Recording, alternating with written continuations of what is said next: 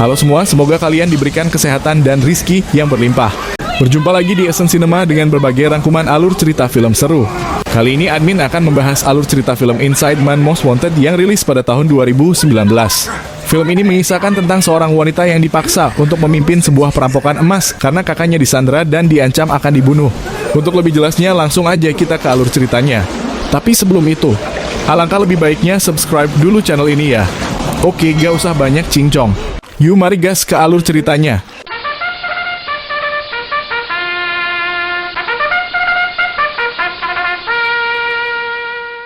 Film diawali dengan penyerangan sekelompok pasukan tentara ke markas tentara Nazi. Di sana terjadi baku tembak yang cukup sengit. Hingga akhirnya tentara Nazi berhasil dikalahkan dan emas-emasnya dibawa oleh sekelompok tentara tersebut.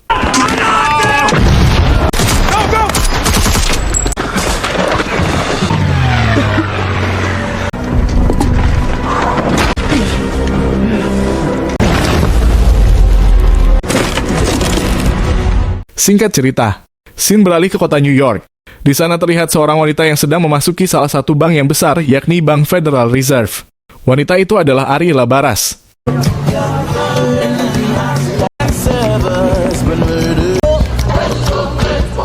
Pada awalnya, di sana semua terlihat baik-baik saja. Namun tak berselang lama terlihat beberapa orang yang mencurigakan dan sepertinya sedang mempersiapkan suatu rencana yang sudah disusun secara matang.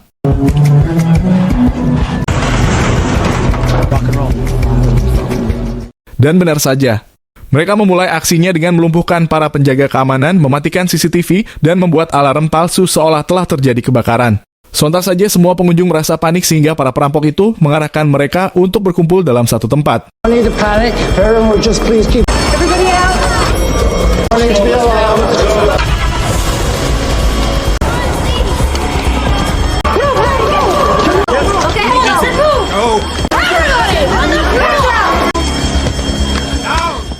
Scene beralih lagi ke seorang agen FBI yang sedang memberikan materi kuliah kepada anggota-anggotanya. Dia adalah agen Stewart. Di saat agen Stewart sedang memberikan materi kuliah, tiba-tiba datanglah atasannya yang memberitahukan jika Bank Federal Reserve sedang dirampok. Dan alasannya datang ke situ adalah memberikan tugas kepada Stewart untuk membereskan perampok itu dan menyelamatkan para sandera. Someone is trying to rob the Federal Reserve. Taken. I'm giving you primary. I'll take the reins, get me a result. Do your job. Aspirations. Yes, sir. Sementara itu, di dalam bank terlihat Ariela sedang memerintahkan anak buahnya untuk melepaskan beberapa sandera dengan suatu tujuan.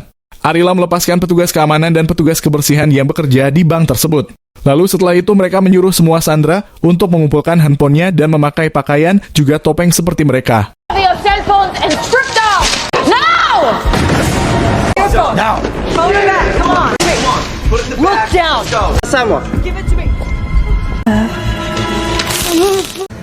Idiot. Untuk membuka pintu-pintu menuju brankas, tentunya membutuhkan suatu kunci yang dimiliki oleh salah seorang pimpinan dari bank tersebut. Lalu Ariela memerintahkan anak buahnya untuk mencari sang manajer di antara para sandera. Setelah berhasil menemukan manajer itu, dengan segera Ariela meminta kunci tersebut kepada sang manajer. Akhirnya dengan sangat terpaksa manajer itu memberikan kuncinya.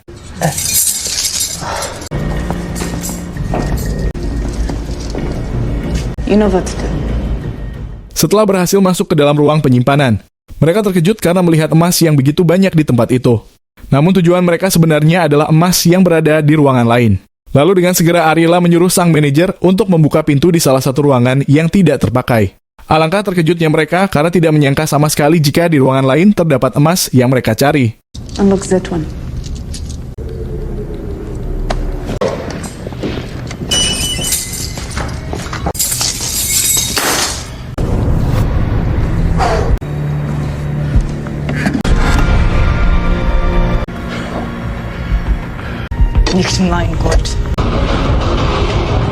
Scene beralih keluar gedung. Di sana terlihat agen Stewart telah datang ke lokasi. Lalu dengan segera dia menginterogasi salah satu sandera yang dilepaskan oleh mereka. Sandera itu menjelaskan beberapa ciri fisik, termasuk dengan aksen bahasa dari para perampok itu. Dia juga memberitahu jika sepertinya pemimpin mereka adalah seorang wanita. A woman running it. Great. Nothing about her? No. Scene beralih ke para perampok. Di sana terlihat mereka mulai menjalankan rencana mereka untuk membawa keluar emas tersebut dari dalam bank.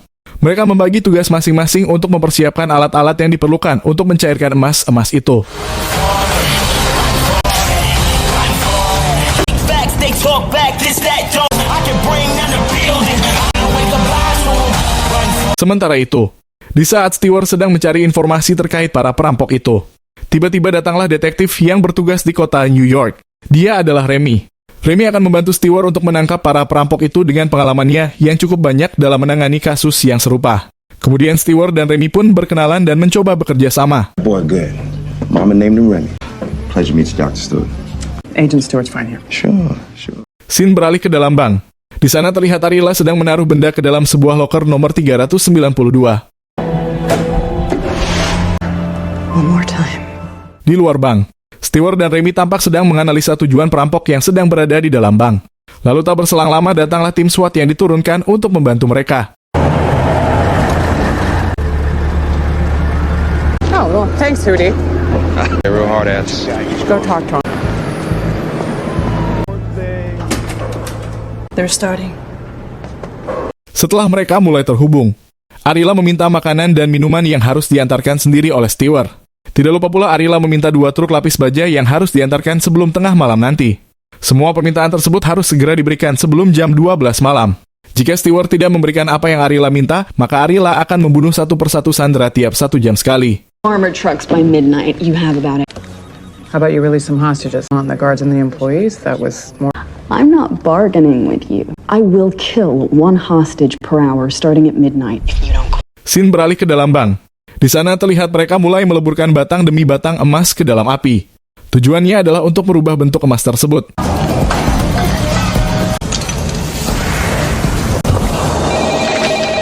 Sementara itu, Arila sedang meminta kepada Stewart untuk membuatkannya 5 visa dan sebuah pesawat yang cukup besar ke Marrakesh untuk membawa emas-emas tersebut. A plane out to Marrakesh for the gold. I know you do, Doctor. Scene beralih ke kantor FBI. Di dalam sana terlihat mereka mulai menemukan beberapa petunjuk terkait perampokan yang sedang terjadi. Salah satunya yakni keterkaitan di Rich Case karena dia adalah anak dari Arthur Case yang sebelumnya telah melakukan perampokan berlian. Lalu mereka pun mulai menyimpulkan beberapa asumsi yang berkaitan dengan Arila dan motif perampokan tersebut. He's implicated in multiple criminal enterprises. Maybe she wants. Let's just keep digging. Singkat cerita, setelah Stewart mempertimbangkannya, akhirnya dia bersedia masuk sesuai permintaan Arila. Arila masuk dengan dilengkapi oleh kamera tersembunyi untuk mengetahui keadaan di dalam bank tersebut.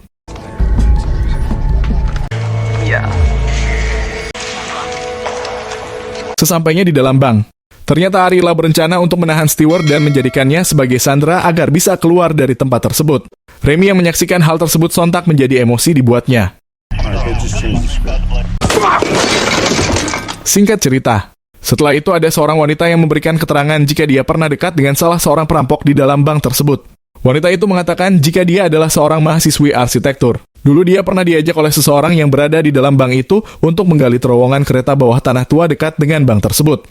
Mendengar hal itu, Remy seolah diberikan petunjuk jika permintaan mobil lapis baja itu hanyalah pengalihan saja. Lalu dengan segera Remy memerintahkan anak buahnya untuk memeriksa tata letak kota dan menyiapkan insinyur. Hudson River. Look, they're wrong. 90s, it's supposed to be dry. Construction subway. You missed something. Sorry? Tak berselang lama, seorang ahli IT memberitahu Remy jika dia menemukan hasil tangkapan CCTV. Di sana terlihat wanita yang sama datang ke bank 4 kali dalam 2 hari terakhir. Akhirnya dari video itu berhasil diidentifikasi jika wanita itu berkewarganegaraan Amerika Jerman dan dia adalah Arila Baras. Yellow Barrage. Scene beralih ke Arila. Di sana dia terlihat mendapatkan pesan jika tim SWAT telah masuk melalui atap. Lalu dengan segera dia memberitahu Yosef untuk membereskan mereka. Tanpa berlama-lama, Yosef pun segera menghajarnya.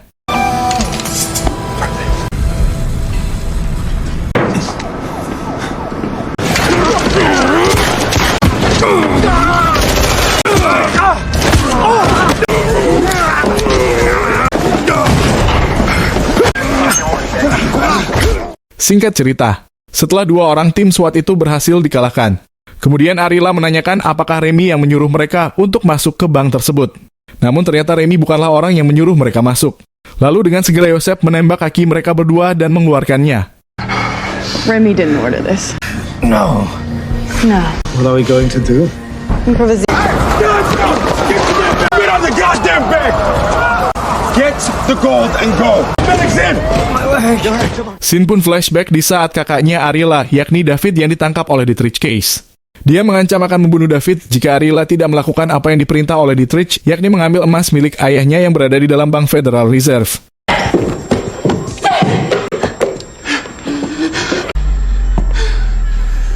Sementara itu, para anak buah Ariela berhasil menemukan terowongan saluran air yang terhubung ke sungai yang berada di sekitar bank itu. Sepertinya rencana mereka adalah membanjiri bank itu dengan air sungai. I got it. Wait. It's dry. And that's what you get when you hire me. Scene beralih ke Remy yang sedang menggali informasi dari Direktur Pengawasan Bank Federal Reserve. Remy menanyakan tentang keberadaan emas milik Nasi yang tersimpan di dalam bank tersebut. Dan memang benar emas Nasi itu sudah lama berada di dalam bank tersebut, dan para perampok itu ingin mengambilnya kembali. The Nazi gold in that bank. You know it connects World War II. A record of lazy. Nazi. Sementara itu, tanpa diduga, salah satu anak buah Ariela memberikan sebuah SIM card handphone kepada Stewart untuk digunakannya ketika sesuatu terjadi kepada Ariela. Kemudian Stewart pun mengambilnya dan mengerti apa yang dimaksud oleh wanita itu. Hold on to this. It's a SIM card with a single 49. Germany. Comes with this to Ariela. You turn it on. Yeah. Good. Setelah itu, Ariela mencoba menjebak Yosef dengan mengiming-imingi emas yang banyak. Lalu Ariela pun mengajak Yosef untuk segera mengambil emasnya. Namun tanpa diduga, Yosef dimasukkan ke dalam suatu ruangan dan Ariela pun menguncinya dari luar. Sontak saja hal itu membuat Yosef sangat marah dan mengancam jika Ariela pulang tanpa Yosef, maka mereka akan membunuh David. Namun Ariela tidak takut dengan ancamannya itu karena dia sudah mempersiapkannya.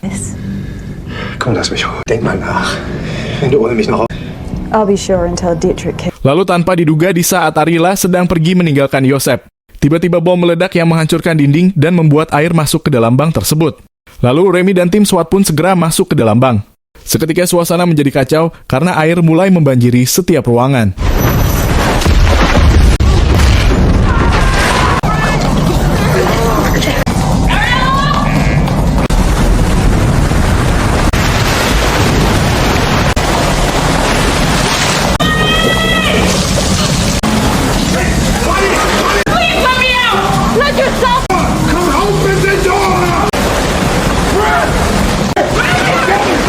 Singkat cerita, di saat Remy akan menyelamatkan Stewart, tiba-tiba muncullah Yosef yang menghajarnya. Kemudian perkelahian pun terjadi di antara mereka.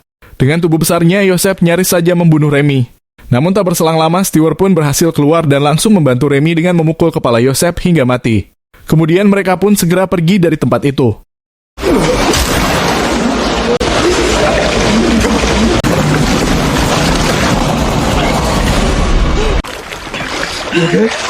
Singkat cerita, di saat Remy sedang berada di kantor, tiba-tiba dia melihat tulisan 392 di papan tulis. Namun anehnya tak ada satupun yang merasa pernah menulisnya. Kemudian salah satu anak buahnya memberitahu jika berlian Nasi berada di dalam kotak deposit nomor 392. Lalu dengan segera mereka memeriksa kotak deposit tersebut.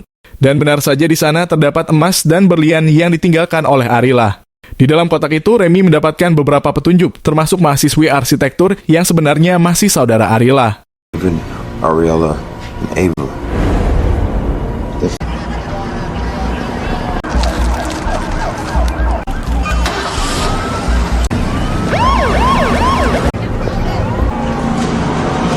Keesokan harinya, terlihat beberapa orang di TKP yang sedang membersihkan puing-puing, kemudian diangkut dengan truk.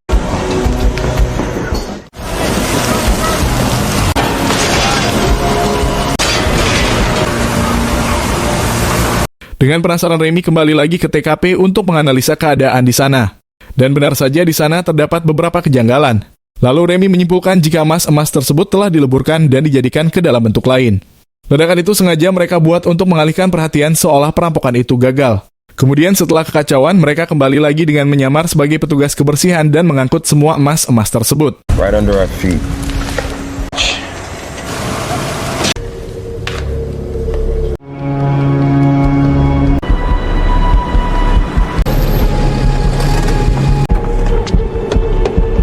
Di tempat lain, Stewart terlihat sedang mendatangi mobil van yang sebelumnya telah diberitahu oleh Ava.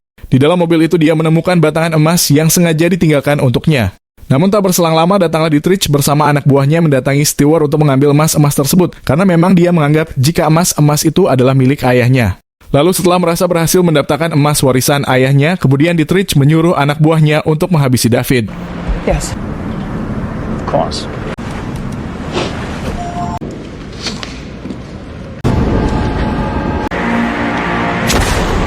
Namun di saat Dietrich hendak pergi meninggalkan tempat itu, tiba-tiba polisi datang dan terjadilah baku tembak di antara mereka. Hingga pada akhirnya polisi berhasil meringkus Dietrich dan para anak buahnya.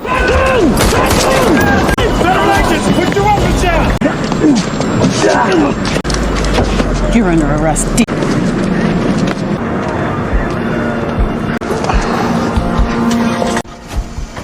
Sekian alur cerita film Inside Most Wanted. Semoga kalian terhibur. Jangan lupa subscribe ya, karena masih banyak film-film seru lainnya.